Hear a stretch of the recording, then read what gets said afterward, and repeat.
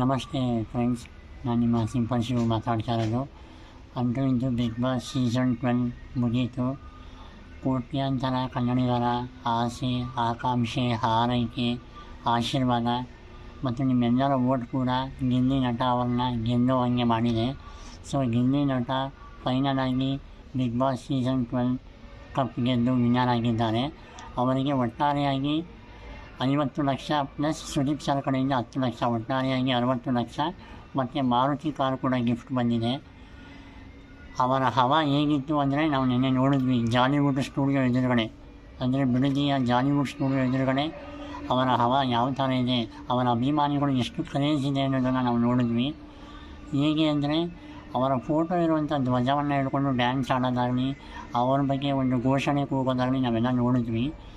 So Gilli ಅವರ craze ಇವತ್ತಿಗೆ ಮುಗಿಯೋಲ್ಲ ಅಂತ ಅಂದ್ಕೊತೀನಿ. ಯಾಕಂದರೆ ಬಿಗ್ ಬಾಸ್ ಮನೆಯಿಂದ ಆರಂಭವಾದ ಅವರ ಕ್ರೇಜ್ ಇನ್ನೂ ಮುಂದುವರ್ಕೊಂಡು ಹೋಗುತ್ತೆ. ಮತ್ತು ಎರಡನೇ ರನ್ನರಪ್ ಆಗಿ ರಕ್ಷಿತಾ ಅವರು ಮತ್ತು ಅಶ್ವಿನಿ ಗೌಡ ಅವರು ಮನೆಯಿಂದ ಆಯ್ಕೆಯಾಗಿ ಹೊರಬಂದಿದ್ದಾರೆ. ನಾನು ಹೇಳೋದು, ಗಿಲ್ಲಿ ನಟ ಅವರು ಒಬ್ಬ ಹಳ್ಳಿಯ ಹುಡುಗ, ಸಾಮಾನ್ಯ ರೈತ ಕುಟುಂಬದ ಮಗ, ಕಷ್ಟಪಟ್ಟು ಮೇಲೆ ಬಂದು 5 ರಿಯಾಲಿಟಿ ಶೋ ಅಲ್ಲಿ ಭಾಗವಹಿಸಿ ರನ್ನರಪ್ ಆಗಿದ್ದರು. ಯಾವುದೇ ರಿಯಾಲಿಟಿ ಶೋ ಗೆದ್ದಿರಲಿಲ್ಲ.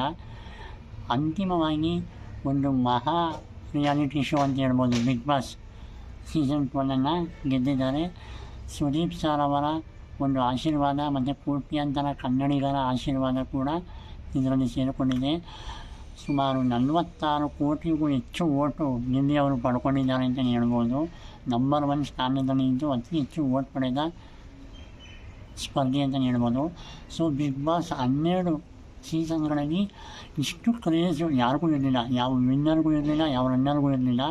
ಸೊ ಇಷ್ಟು ಕ್ರೇಜನ್ನು ಕ್ರಿಯೇಟ್ ಮಾಡಿದ್ದಾರೆ ಅಂದರೆ ಅವರ ಹವಾ ಯಾವ ಥರ ಇರ್ಬೋದು, ಅವರ ವ್ಯಕ್ತಿತ್ವ, ಅವರ ಆಟ ಎಂಥದ್ದು ಅನ್ನೋದನ್ನು ಪ್ರೂವ್ ಮಾಡಿದ್ದಾರೆ. ಹಾಗಾಗಿ ಗಿಲ್ಲಿ ನಟ ಅವರು ಕೊನೆಗೂ ಬಿಗ್ ಬಾಸ್ ಸೀಸನ್ 12 ಗೆದ್ದಿದ್ದಾರೆ. ಅವರಿಗೆ ಒಳ್ಳೆಯದಾಗಲಿ, ಮುಂಬರುವ ಪ್ರಾಜೆಕ್ಟ್ಗೂ ಒಳ್ಳೆಯದಾಗಲಿ.